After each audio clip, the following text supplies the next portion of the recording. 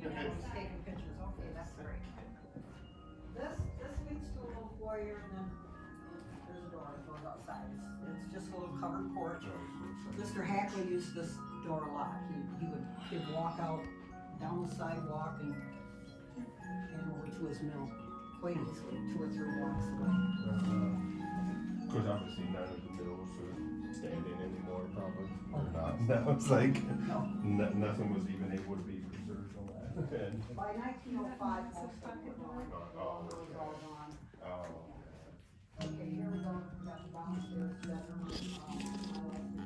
It's so dark in here, and I don't have a flashlight, but the beautiful hand-carved things above the doors are really fascinating to me.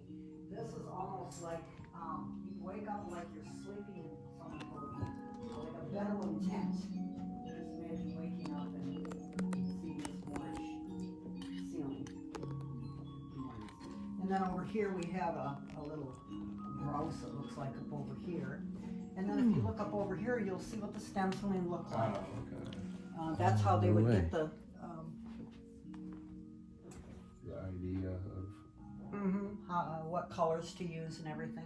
I actually took a young couple through quite a few years ago now, but he actually helped do the stenciling in the dining room. Oh, wow. That was interesting. Yes. Just, even these grills just had this is the last grill they had replicated, and that cost $2,500. That's all hand done. Yeah. Most of it hand done. So, yes. It's like I have a painting business, but I've never got into this kind of painting. It's amazing. Yeah. Me and my brother redone the Hucking Courthouse, painted it, and like there was some like plaster like designs and stuff, and one of them was, it took me like 4 hours to repaint this one section because it was like these thin vines I painted with gold leaf paint and stuff. It was so you know the detail it takes. Absolutely. Okay, well this bedroom just would have been used for company. Mrs. Hackley's mother, her last name was Moore. She lived here on and off on occasion. Spent time with another daughter further up north. Mr. Hackley actually slept in this bedroom the last 6 months of his life because he couldn't walk up the stairs anymore. He had to walk with 2 canes. So. Okay, well let's go ahead and head down and walk. Well, this is where the original phone would have been, and the number was 44.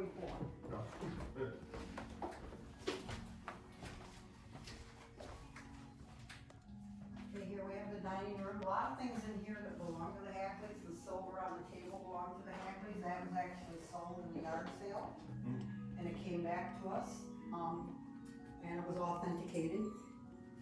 And the 2 pictures hanging on the walls belong to the Hackleys. The silver did. This Limoges punch bowl came back to us a few years ago. It was, of course, everything in Muskegon was named Hackley because when he died, he was worth $12 million, and he bequeathed $6 million back to the city of Muskegon. And still to this day, there are endowments that are coming through in each of their names at times for different things. So we had Hackley Manual Labor, Hackley Manual Labor School. We had Hackley Hospital, we had Hackley Nurses Academy, we have Hackley Park, Hackley Library, Hackley Bank, that's the ones I can remember. Need to rename the town Hackley. For real, for real. No, you said $6 million when he died. That was in 1905. So that, I mean, figuring inflation and then that's like and when he died, it was stated in the will, Mr. Hume inherited his part of the business.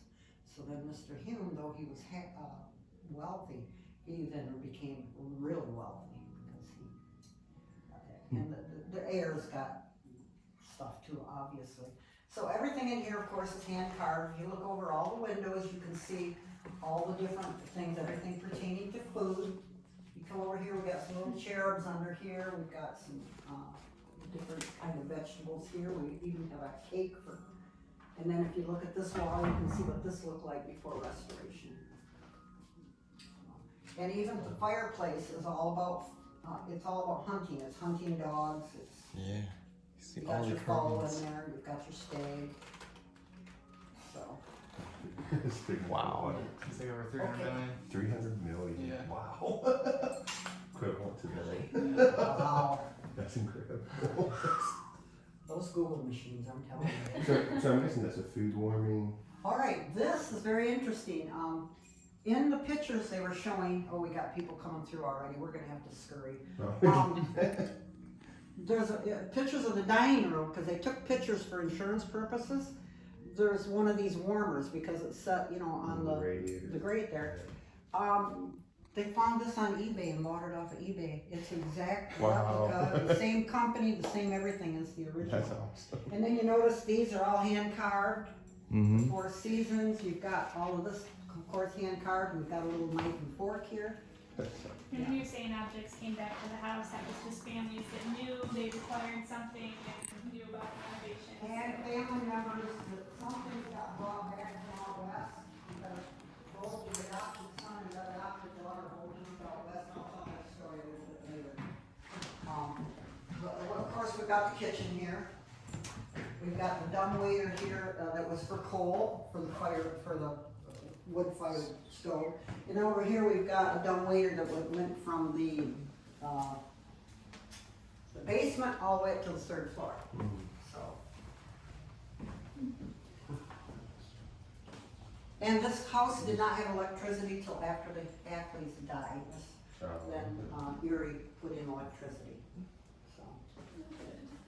Is the original stove? No, nothing's original in the kitchen. Oh. Except for the dumbwaiters. Yeah. They're all replicas. So let's go ahead and head upstairs. We want to say what, Where? I don't want to rush it, but we need to stay ahead of the other. Yeah. people. It's the hot water heater. Yeah. Now I have to go down, this is what we call the bare bones room, and you'll see that, when we get in there. Spend a minute or two in there. No, I saw this woodworking here. Did they have to strip it down? Nobody had ever Had painted never it, been so- painted. Oh, okay. We were so lucky that the Red Cross had it. Yeah, that would have been.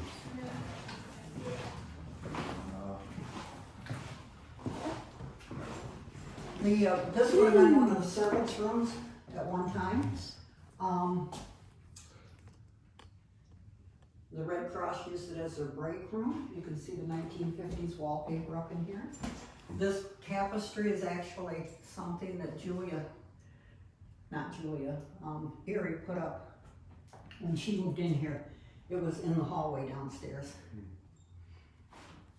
You can see the actual 2x6s. I've had gentlemen who had their rulers in their pocket and they measured them. I can verify they're 2x6s. Yeah. And you can see the plaster and lath and everything, so. Okay.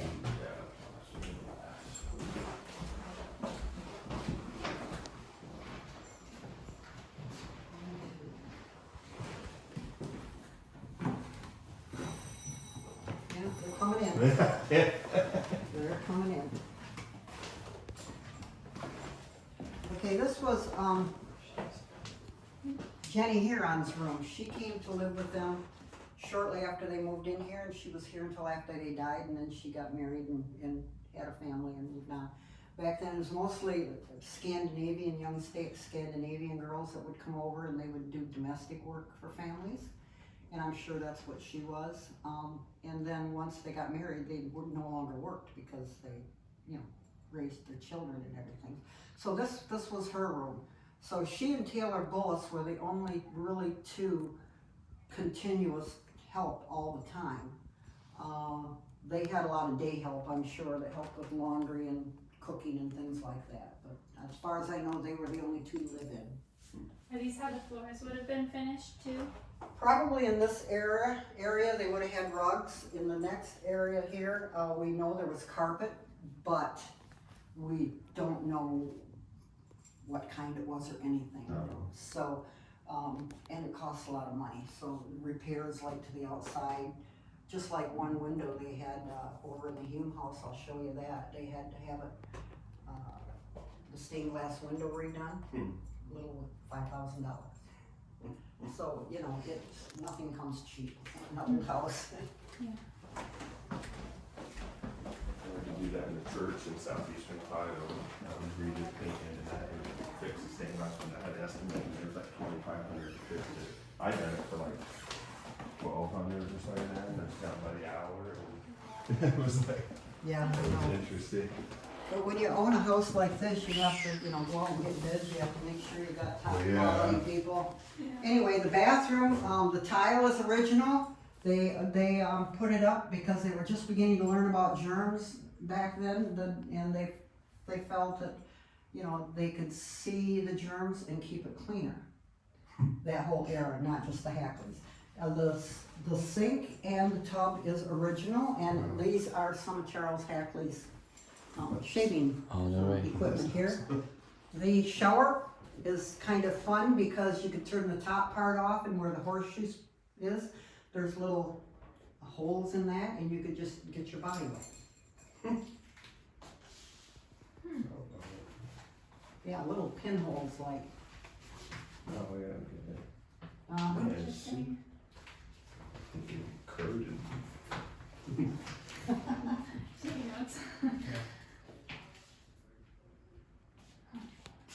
Okay, let's go. We'll head down the hallway and go into the master bedroom.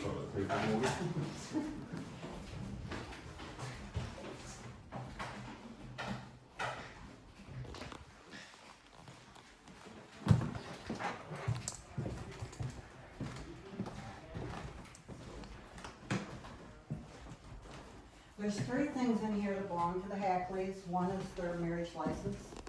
The other one is one of his canes are here, and then her parasol is on that other chair. And she and Mrs. Hume used to wave at each other. If they're both home in the mornings, they always wave to each other. I've got a cute little story about Mrs. Hackley was sick most of her adult life, we think, because of her symptoms. She could have been, had sugar, you know, been diabetic. I think that's why she never had any biological children, probably. But she was sitting here one day, and there was a workman up on the 3rd floor, and he slipped and his leg come down through the ceiling. And she just supposedly said to him, "Well, that's a heck of a way to come in the room. You know, we do have doors." So we know she had a good sense of humor. Okay, let's head across the hallway. What is it in the master bedroom then? That is the master bedroom.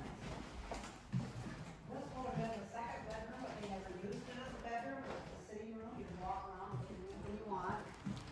That desk over there did belong to Mr. Hackley. That was in his office down at the mill.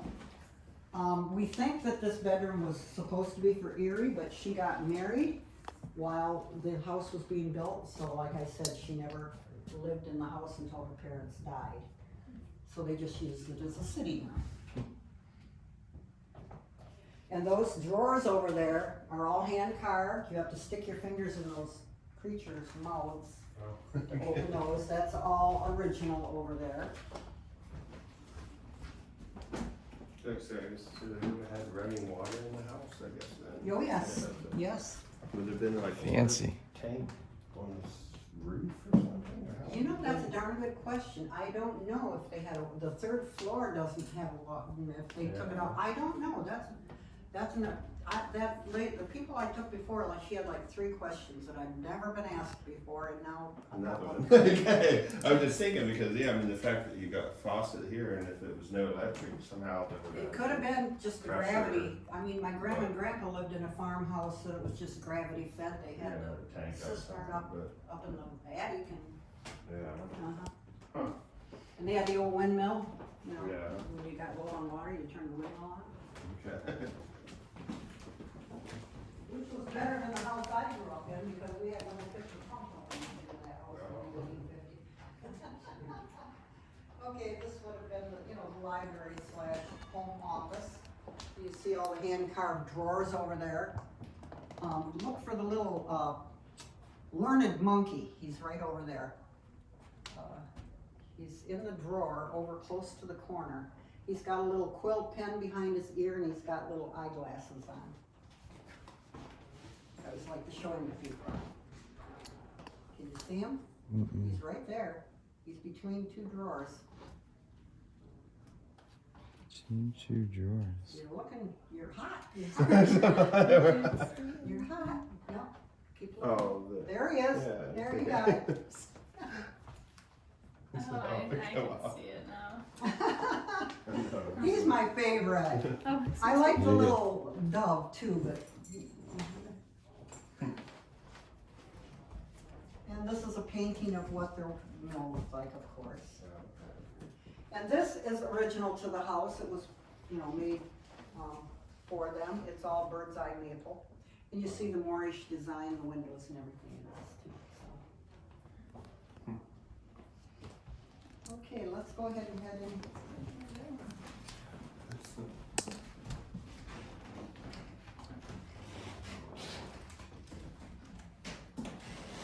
Now, their second child was also adopted. This is a picture of him right here. His biological mother had died. His father, he had quite a few siblings, 5 or 6 siblings. Father couldn't take care of him, so he put him in what they called a foundling home. And Mrs. Hackley and Mrs. Hume and some other ladies had helped establish this foundling home. And so she took a liking to this little boy and she brought him home here. And when he was 16, then they adopted him because that's when his biological father died and that's the way the laws read back then. But Mrs. Hackley, I'm told, always made sure he kept in touch with his biological family. Well, he grew up, and we think when he was a teenager, he moved in to the bare bones room, bigger, he's a teenager. He wanted that room back there. Well, he had some land out in Ravenna, which isn't too far from here, farming community. He was clearing some land and blowing up stumps, and he went to blow this one stump up, and the dynamite didn't go off. Started to walk up, and of course then it went off. He landed in a newly built Hackley Hospital for quite a long time, and he was legally blind from that. Now, he was married and had some children at that time. I don't know exactly how old he was. Well, he didn't like the winters here anymore, so he moved out to California. He became a very successful, he had a polo pony ranch. He raised polo ponies. Most of them were Arabian. He was actually in the Rose Bowl parade one year as an honorary sheriff, so he did very well.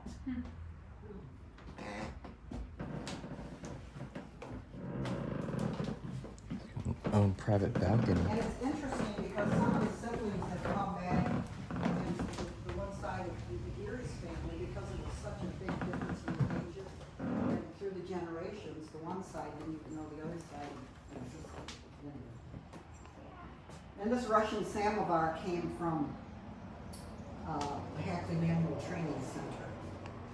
You would put there would be really hot tea in this, really strong tea. And then there would be charcoal in here, water, and then you would put a little bit of tea in here and then put the hot water in to dilute it. Okay. It's a lot how they do when I was in Turkey. When they do Turkish tea, a lot of times they'll put have the hot water and then the strong concentrated tea that you. Then they Yeah. dilute it down. I do that with Starbucks coffee. Yeah. Anyway, any questions about the upstairs or anything at all? I think so. All right, well, we're gonna go ahead and head downstairs and then we'll go over to the Hume house. Here you've got hand-carved lines. And then we've got a bat down here. And I'm told in Asian culture, you'll see Asian designs here. In the Asian culture, that bats bring good luck also. So we have a little bat here. Do we know if they were trappers? They travel a little bit. Here we go. Hand-carved line here. We know that she would take the kids, her and a friend would take the kids down to Florida on vacation. They had a summer home, a cottage over off of Mona Lake over here. And Charles Hackley Jr. actually inherited that. Gary inherited this house. He inherited that and they both got some money. Is that still standing? No, it's been gone a long time. Out on Mona Lake somewhere. All of the chandeliers have been replicated. Okay, let's go ahead and head over. So the chandeliers were probably originally been gas They or were, oil? absolutely. Now, the Humes had gas and electric because they were young. But it's very hard because the mills took up all of the electricity when they were running, so they really didn't have, electric Yeah. full time the way we do.